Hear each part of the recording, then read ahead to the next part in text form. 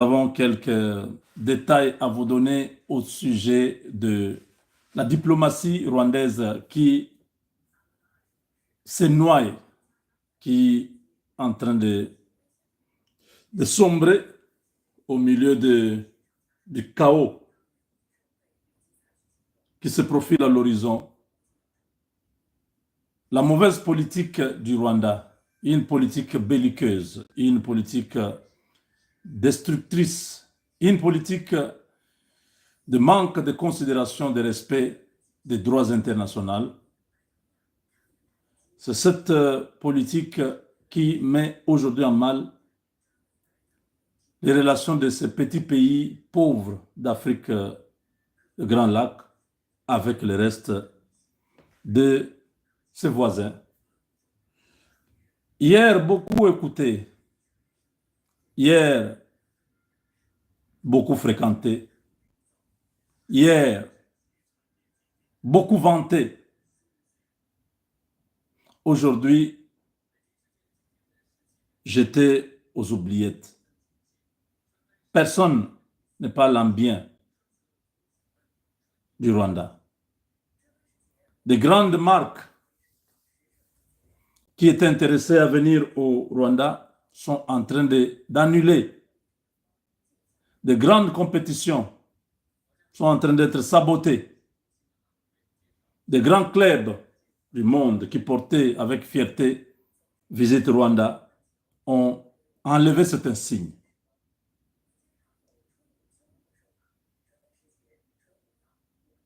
Il faut savoir lire les signes des temps. Il y a toujours le débit, c'est-à-dire c'est le succès, l'apogée et puis le déclin. Là, le Rwanda a fini l'apogée. Le Rwanda est en train de se précipiter dans la falaise. Ce sera la fin fracassante. Une fin qui fera beaucoup de vagues. Kagame, un homme qui a aujourd'hui perdu le sang-froid, lui qui était trop sûr de sa politique, sa stratégie, derrière tout ce que vous voyez de bien qu'on vous présente au Rwanda, une très belle ville, on vous amène dans des hôtels 5 étoiles, tout paraît être parfait, tout paraît être bien organisé. Derrière cette image qui était vendue au monde pour des fins marketing, c'est caché un monstre, un criminel, un président qui donnait l'ordre que son armée puisse aller raser des villages entiers. Un président qui prenait l'aide au développement qu'il recevait de la Belgique, de la France, de la Grande-Bretagne, de l'Allemagne, du Canada, des États-Unis. L'argent qu'on donnait parce qu'on se disait, c'est un pays qui a connu les génocides, ces gens-là souffrent, il faut les aider. Cet argent-là était converti en financement du terrorisme. Kagame a acheté des armes pendant 30 ans, a armé des milices, a provoqué le chaos dans les Grands Lacs avec l'argent qui venait de l'aide au développement, l'assistance qu'il recevait de tous les pays qui avaient pitié du malheur qui s'était abattu sur le Rwanda, était malheureusement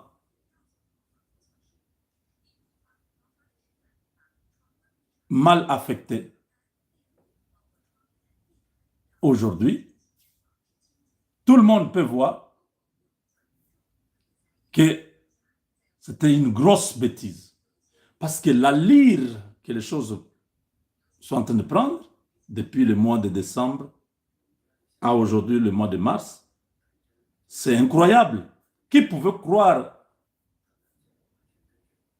en 30 ans que tous ces pays-là vont directement commencer à se retirer de Kagame comme ça? L'un se retire le matin, l'autre se retire le soir, ainsi de suite, ça continue.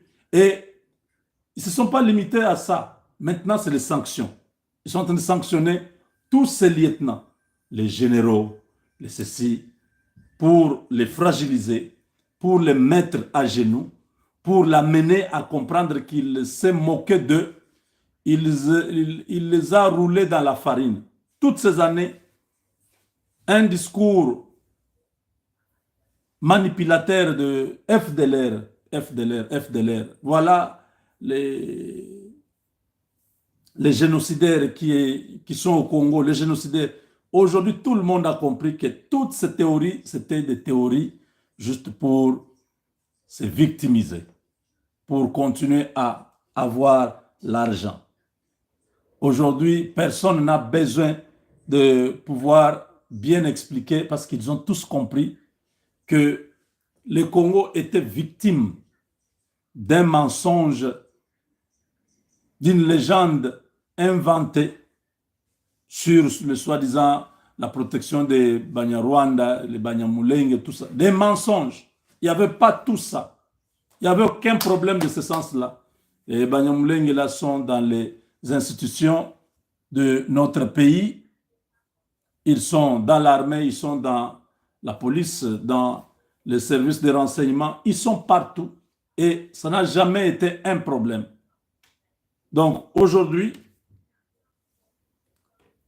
mes chers amis, Kagame pique une crise de colère parce que la Belgique a porté cette résolution, les sanctions. C'est la Belgique qui a beaucoup pesé.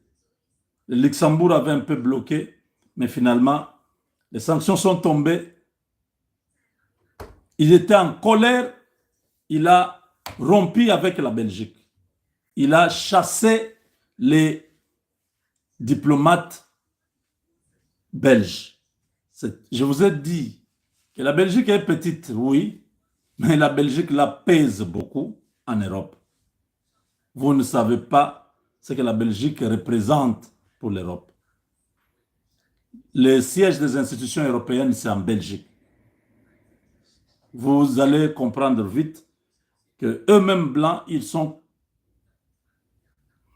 solidaires. Vous ne pouvez pas faire une histoire comme ça et vous en sortir sain et sauf. Alors, le Rwanda a aussi rappelé ses diplomates en poste en Belgique, au Congo, plutôt au Rwanda, quand il a chassé les Belges. Maintenant, les diplomates rwandais qui sont en Belgique, qui connaissent la fin imminente de Kagame, qui sont au courant de ce que les Occidentaux parlent de Kagame, ils savent que Kagame s'entête pour rien, sa fin est déjà programmée. Connaissant cela, ils ont dit non. On va rentrer au Rwanda faire quoi? Ils ont refusé de rentrer au Rwanda. Ils ont demandé l'asile. Ça ne fait que commencer. Beaucoup de diplomates rwandais connaissent comment ce monsieur-là fonctionne. La plupart sont en train de donner ces messages que ça ne va pas au Rwanda. Si le Rwanda allait bien, si tout allait bien au Rwanda, pourquoi demander l'asile? Pourquoi refuser de rentrer dans son pays? C'est un message. Un diplomate, c'est un représentant d'un gouvernement. C'est un représentant d'un pays. C'est déjà un représentant d'un pays. Se comporte comme ça. Allez-y comprendre la suite. Le sort de la population. Les diplomates sont au courant. Les Belges ont expliqué à ces diplomates que votre type-là, il s'entête pour rien. Il appartient au passé. N'oubliez pas que les Belges sont des petits des Américains. Oui, les Belges, ils sont avec les Américains. Les Belges ont dit aux diplomates, votre pays, c'est fini. Le temps de gloire est terminé. Votre président, il continue à s'entêter, il est au Congo, tout ça, mais son sort est déjà scellé. C'est comme ça qu'ils se sont dit, non, non, non, non. Le pire peut arriver. Ce type-là, c'est un diable. Il peut nous faire du mal si nous rentrons là-bas. Ils ont refusé. Donc la Belgique va accorder l'asile à ces diplomates avec leur famille. Une réponse qui fera encore mal à Kagame. Beaucoup de diplomates en Europe qui travaillent pour Kagame sont dans la même logique. Vous vous rappelez de celui de l'ONU qui avait écrit au gouvernement américain pour demander aussi l'asile. Il dit non, moi je ne rentre pas au Rwanda. Je suis à New York ici, accordez-moi les papiers que je vive ici. Dans mon pays, je risque la mort. Pour Kagame, j'ai trahi. Je dois avoir mangé l'argent de Tshisekedi pour ma médiocre performance ou ma médiocre prestation. Voilà. Celui qui comprend comment les choses se passent là, il ne peut pas continuer à croire que les M23, oh, ils vont aller à Kisangani. Oui, c'est vrai. Nous ne sommes pas contents du comportement de notre armée. Le commandement de l'armée, nous disons l'armée a tout. Il y a les militaires, il y a la logistique, il manque le commandement. Nous n'allons pas cesser de le dire. Nous demandons au président Tshisekedi de procéder urgemment à la mise en place de l'armée. Nous avons déjà compris les problèmes. On ne doit pas aller par 4 chemins. Monsieur le Président, s'il vous plaît, aidez-nous à placer Luboya Nkashama à la tête de l'armée. Tout ce que nous vivons ici, ça va s'arrêter. Les gens qui dirigent notre armée aujourd'hui, ce sont des traîtres. Ce sont des gens qui sont pas loyaux à la République. Vous devez avoir des gens qui sont patriotes, donnés à Luboya, qu'ils puissent mettre de l'ordre dans l'armée vite, vite. Ces bêtises que nous voyons là, ça ne reviendra pas. La preuve, c'est chez lui. En Ituri, il n'y a pas de la blague.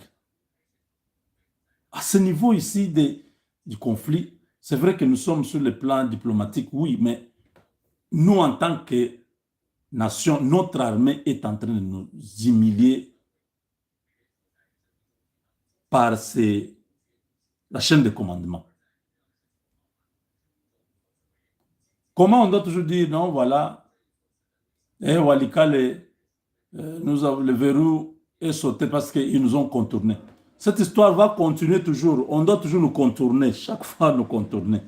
Donc notre armée là, les responsables de l'armée là, ils ne sont toujours pas capables de comprendre comment l'ennemi qui n'a pas beaucoup d'effectifs nous contourne toujours et avance. C'est noir sur blanc, c'est la traîtrise. C'est la trahison. Pourquoi vous gardez M. Banza Mouilambou? Vous le gardez pourquoi? S'il ne peut pas être en mesure de nous placer des gens qu'il faut et nous montrer des résultats. Aujourd'hui, c'est une honte que nous puissions commencer à célébrer les Wazalendo. Non, les Wazalendo sont une réserve. Ils viennent en appui. Les Wazalendo ne devaient pas être la première ligne. Aujourd'hui, malheureusement, l'armée a failli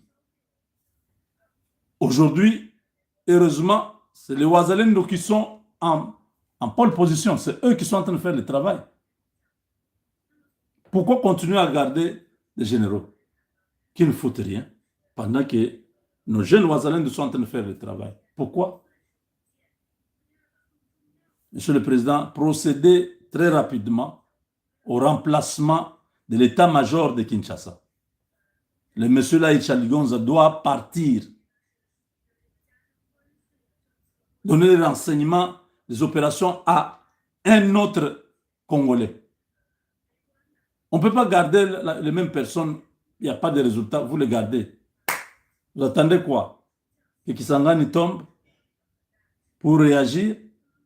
Ce sera quand même ridicule de notre part. Le peuple ne peut pas continuer à accepter ce genre d'humiliation. Vous voyez comment au Nord Kivu, c'est la corruption qui continue, la trahison qui continue. Regardez au Sud Kivu, il n'y a pas de la blague. Parce que là-bas, c'est les hommes. C'est une détermination. Ils sont conscients de leur situation. Ils ne permettent pas. Ils se battent. Ils se battent, ils continuent à se battre. Mais regardez ce qui se passe au Nord Kivu. Donc, c'est très important que nous soyons sur tous les fronts. Front diplomatique, oui, ça marche très bien.